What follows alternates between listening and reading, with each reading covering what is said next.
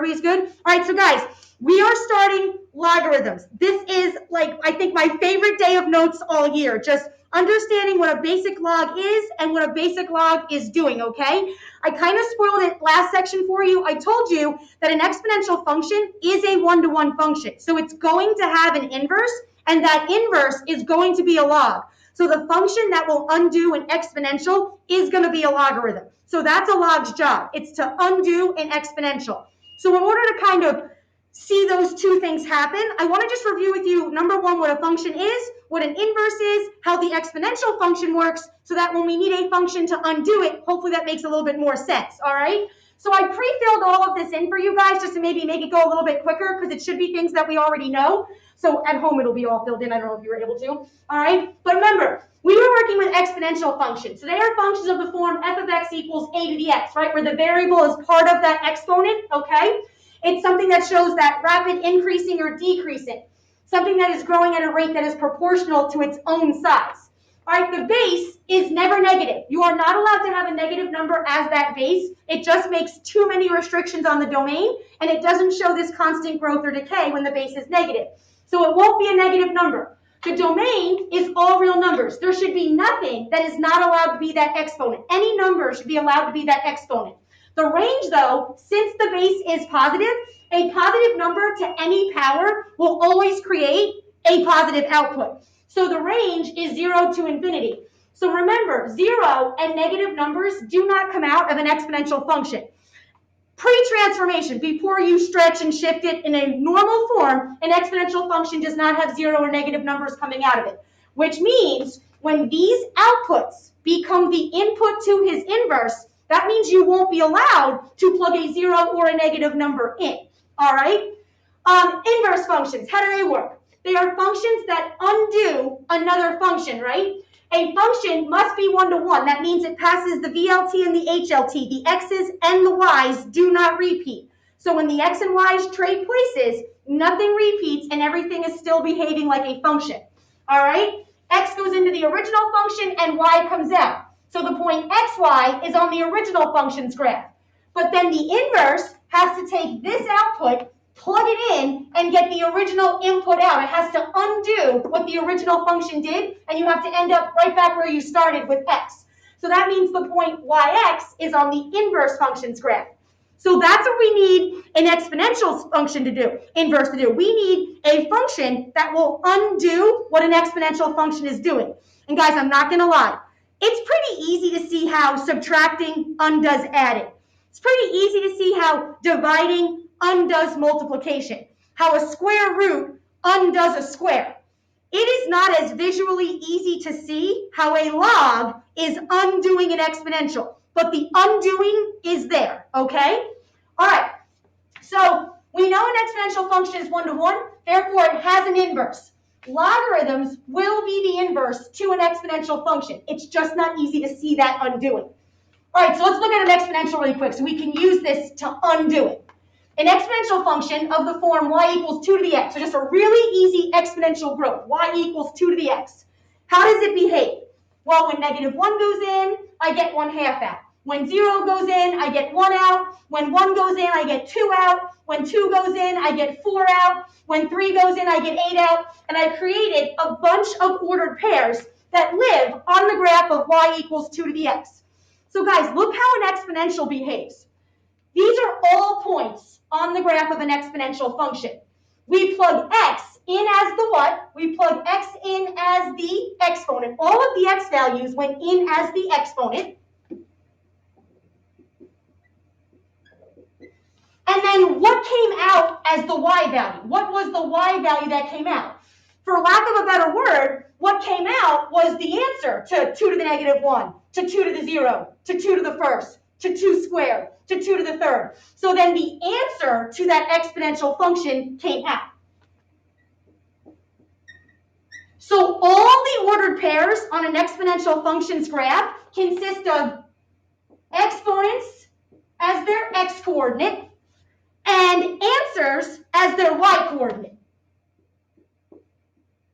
That's how an exponential function works. You plug a number in as x, as the exponent, and then the y value that comes out is the answer to that exponential. Okay, so an inverse function will have to undo all of this.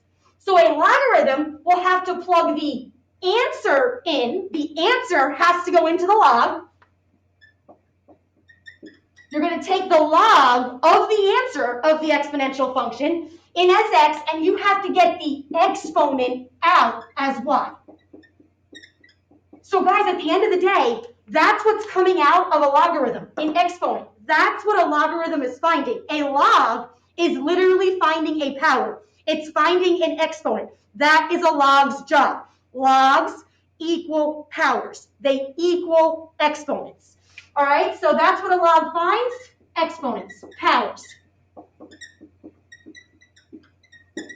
So don't ever forget that. So a logarithm is literally just another way of writing a power. All right, now let's move this up and let's see it in reverse. Let's see the log undo the exponential. You're going to give me a minute because as I move mine up, I'm going to need these points to go off of, so I'm going to have to rewrite them. So just give me a second to get myself situated.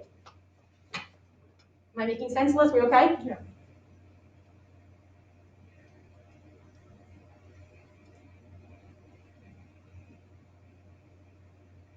Okay, that should be good. I should be able to fit everything.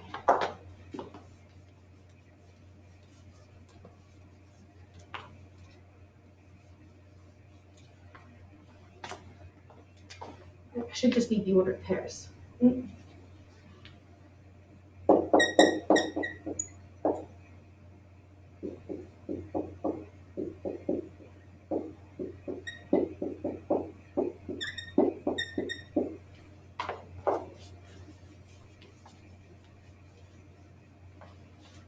Okay, so if I want to make this function's inverse, right, what's going to undo all of these ordered pairs? Well, the original function was y equals 2 to the x. So remember, when you create an inverse, you switch x and y. So the inverse becomes x equals 2 to the y, right? You switch x and y's place. So guys, believe it or not, this is the inverse to that function. This is an equation that will undo everything he's doing, except it's the implicit version of the inverse. We want the explicit version, right? We have to take this and resolve it for y.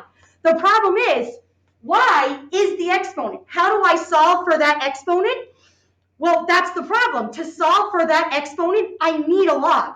So in order to rewrite this in the explicit version, I can't do that yet. I have to know what a log is in order to rewrite that. So we're going to have to leave it in this form for right now, and then we'll see where the log comes from. All right, here we go. So now, guys, think. I have to be able to undo all of these ordered pairs, right, in the inverse. So now 8 has to go into the inverse, and 3 has to come out. So if x is equal to 8, right, then it's going to be 8 equals 2 to the y. That's how it behaves in the inverse. So now look what it's basically saying. You know the answer, but you don't know the power. You don't know the exponent, because that's what the inverse is going to find. The inverse is going to find the power. So it's basically saying 2 to what power got me 8 as an answer. So 2 to what power is 8? You kind of have to ask yourself, 2 to what power is 8? Oh, that's 3. So now 3, the exponent that you need comes out. So now 8 went in as the answer, and 3 came out as the exponent. That's how a log is going to work. You're going to take the log of the answer, and it's the exponent that the log is going to spit out. All right, let's do the next one. So now I have to be able to plug 4 into the inverse, and 2 has to come out. So if x is 4, then it says this, 4 equals 2 to the y. So basically, you're stuck asking yourself, 2 to what power is 4?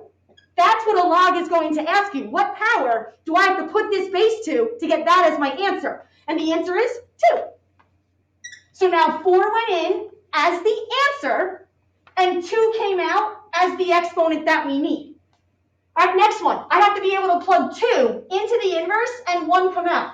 So if x is 2, now the problem says 2 equals 2 to the y. 2 to what power is 2? Is what this inverse is asking you. 2 to what power is 2? Power is 1. So the answer is 1. So 2 went in as the answer, and 1 came out as the exponent. All right, same thing. I have to be able to plug 1 into the inverse and make a 0 come out. So if x is 1, 1 equals 2 to what power? 2 to what power is 1? Well, what power do I have to raise 2 to get 1 as my answer? I have to raise it to a power of 0. So now 1 went in and 0 came out. And then last, in the inverse, I have to be able to plug 1/2 into the inverse and make a -1 come out. So now 1/2 goes in, and you're asked 1/2 equals 2 to the y. 2 to what power is 1/2? What power do I have to raise 2? 2 to get 1/2 as my answer? -1. So now 1/2 goes in, and -1 comes out. So you can see it is undoing this exponential, but it's still kind of like, well, where the hell is the log? Okay, we'll get there. So look how the inverse is acting. These are all points on the graph of a log. If I was to graph this, it's the graph of a log, and these would all be points on it. So now we plug the answer in as x, and we get the exponent out as y. All right, so all of his ordered pairs, an answer goes in. That's what you take the log of, and then the exponent comes out. Because at the end of the day, that's what a log does. A log finds a power. A log is equal to a power. So a log is just looking for a power, an exponent.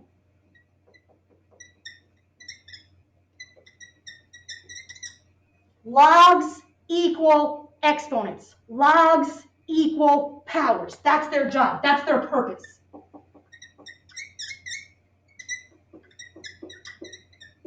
Okay. So where the heck is the log, Hardy? I still don't see a log. I can see that, yeah, it's undoing it. We know the answer, and now we got to figure out what the exponent was. But where is the log? Guys, it's a little bit of a letdown. It's really anticlimactic.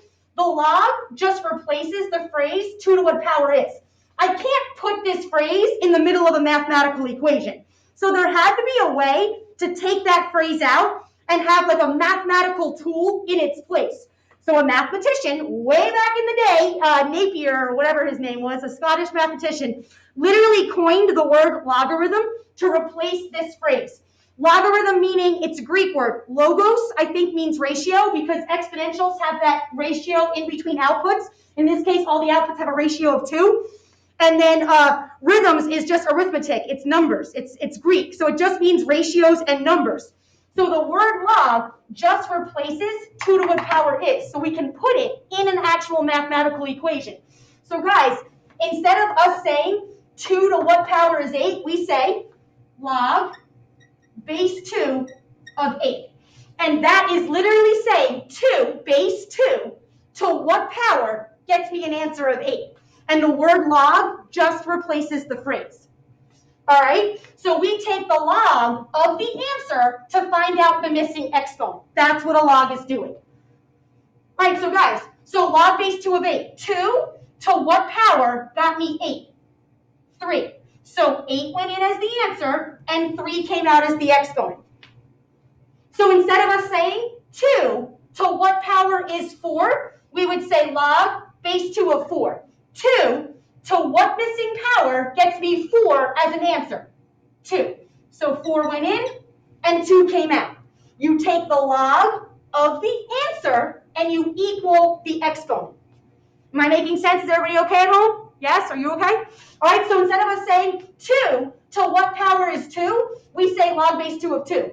2 base 2 to what missing power gets me 2? The answer is 1. So 2 went in as the answer, and 1 came out as the exponent. Instead of us saying 2 to what power is 1, I would say log base 2 of 1. Base 2 to what power gets me a 1 as my answer? And the answer is 0. So 1 went in as my answer, and 0 came out as the missing exponent. Instead of me saying 2 to what power is -1, I would say log, did I write that wrong? Oh, I'm sorry, I wrote this wrong. 2 to what power is 1/2. Sorry. So then 1/2 went in, Oh, I wrote the order of pair right, but I didn't write that right. So now 2 to what power is 1/2? -1. I'd have to raise a base 2 to a power of -1 to get 1/2. So now 1/2 went in and -1 came out. Is everybody okay? All right. So guys, I just call it my log loop. When I see a log base 2 of 8, I do a loop. I say base 2 to what power gets me 8 as an answer. That's what I just do. I call it the log loop. If I see a log like that, this is your base, this is your exponent, and this is your answer. All right? So therefore, guys, originally when we got the inverse, we switched x and y, we couldn't solve this for y because we didn't have a log yet, right? So now, if we have x equals 2 to the y, which is the same thing as 2 to the y equals x, I just switched the equal sign under these, right? So it says 2 to what power is x, 2 to what power is x. We can rewrite that as log base 2 of x, right, of the answer equals y. And now we've rewritten this, solved for y. We took this and we rewrote it with the logarithm. So 2 to what power is x? Log base 2 of the answer has to equal that exponent.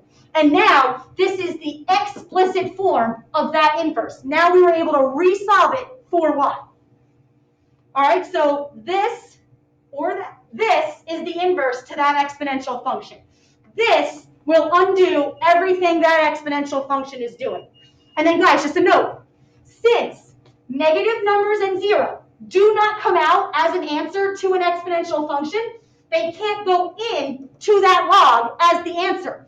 So I can't take the log of 0 and I can't take the log of a negative number because they are not in that range of the exponential, and therefore they won't be in the domain of a logarithm. All right, give me a thumbs up if you guys are okay. Everybody good? So now watch how fun logs are. They are so fun.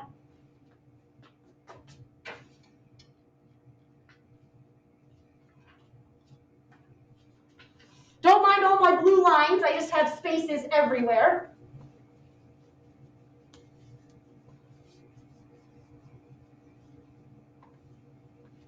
Okay, so guys, this is how we say something in exponential form.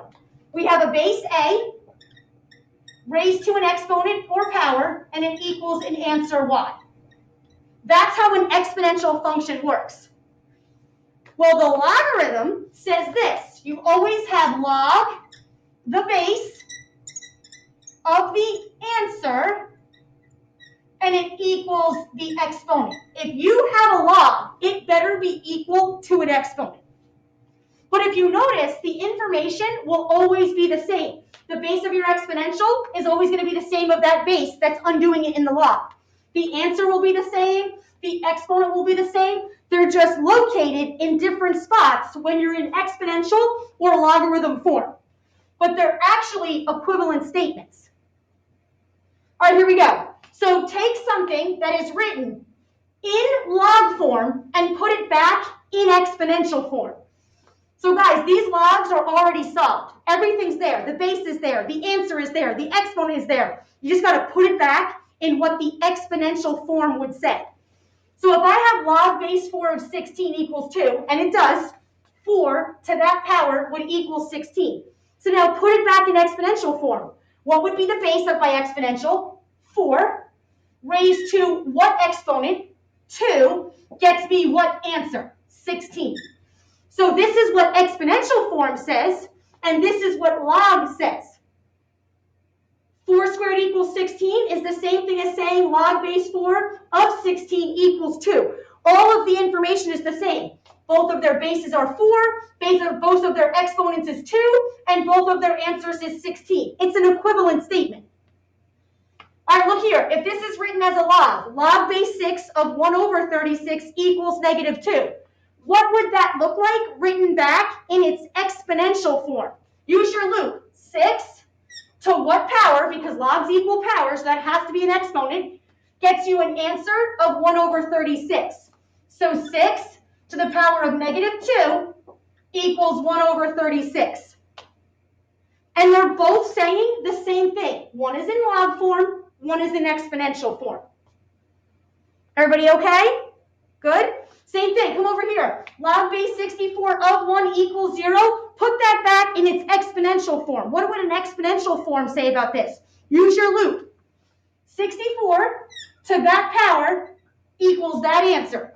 So 64 to a power of 0 equals 1. And it does, it's true.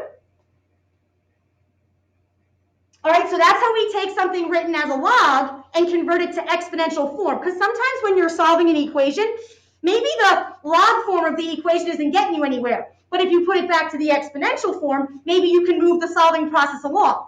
All right, so you have to be able to convert back and forth. All right, look here. Take something that is written in exponential form and write it as a logarithm. So guys, we know 5 squared equals 25. So how would a logarithm show that? A logarithm would say log base what? What's the base of this exponential? 5. So that's the base of your log. You take the log of the answer. Who's the answer? 25. And what do logs equal? Logs equal exponents. So it better be equal to the exponent of the exponential function, which is 2. And is that true? Does log base 5 of 25 equal 2? Is 2 the power that we need to raise 5 to get 25 as an answer? Absolutely. 5 squared is 25. All right, look here. 2 to the 6 equals 64. That's a true exponential statement. What would a log say? A log would say log base what? 2 of who? 64 equals what exponent? 6. 2 to the 6 gets you that answer. All right, and then look at the last one. The exponential form says 4 to the power of negative 2 equals 1 over 16. It does. So a log would say a log base 4 of the answer, 1 over 16, equals what power, what exponent? Negative 2.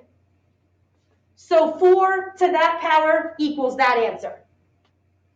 All right, so that's when they're all given to you, the answer, the base, the exponent. It's easy to convert it back in form. But now, can you solve a log without using a calculator? Let me move mine up.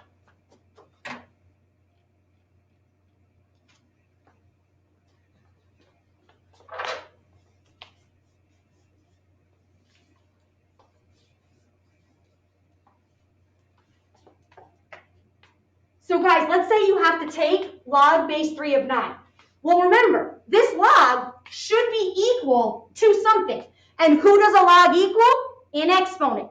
So this log is asking you, what power do you have to raise 3 to get 9 as your answer? What is log base 3 of 9? It's asking you 3 to what power is 9? The answer to that is 2. So 2 is the answer to that log. Log base 3 of 9 is just another way of writing 2. It's the missing power. All right, look here. Log base 8 of 1. This log is supposed to equal something. What's it supposed to equal? A power, an exponent. 8 to what power is 1? 0.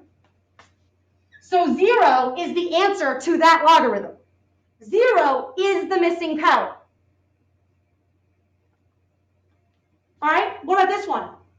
Log base 25 of 5. This is supposed to equal a power. So guys, you can take 25, raise it to what power to get 5 as your answer? Well, hold on. If the base is bigger than the answer, then you're probably looking at maybe a fraction or a negative exponent. So guys, 25, what can you do to 25 to get 5 as the answer? I could square root it. And a square root is what power? 1/2. So it's 25 to the 1/2. 1/2 is like square rooting something. The square root of 25 is 25 to the second root, first power, 1/2. Rational exponents, right? Roots and powers. Power over a root. And this is the part that I love. To me, it's like a puzzle. Can I find that missing exponent? All right? Log base 3 of 1 over 27. This is supposed to equal an exponent. 3 to what power gets you 1 over 27? Well, guys, I see 3 and I see 27. So I know it's a power of 3, but it can't be a positive power of 3. It has to be a negative power of 3.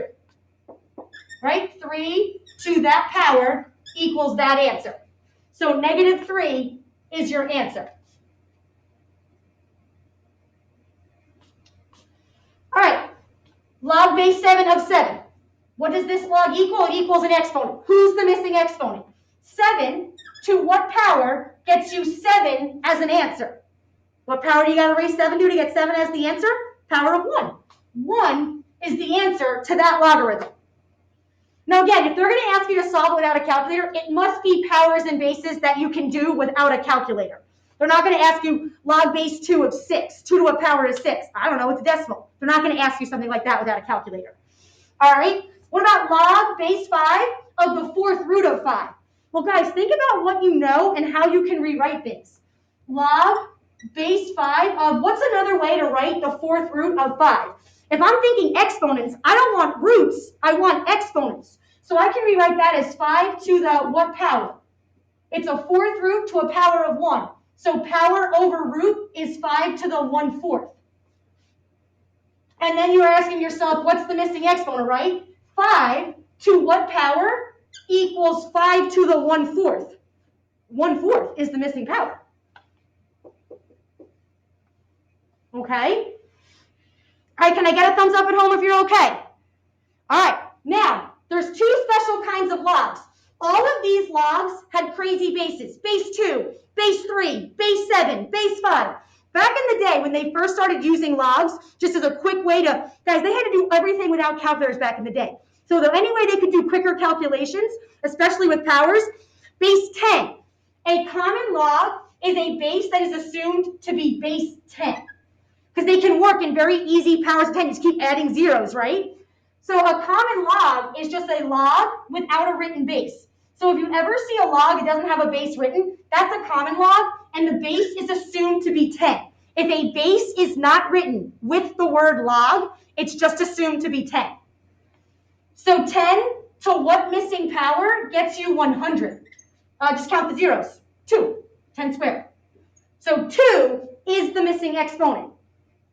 All right, if they ask you for the log of 100,000, the base is assumed to be 10. I'm very OCD. I like to see my base, so I always end up writing the base 10. I like to see it.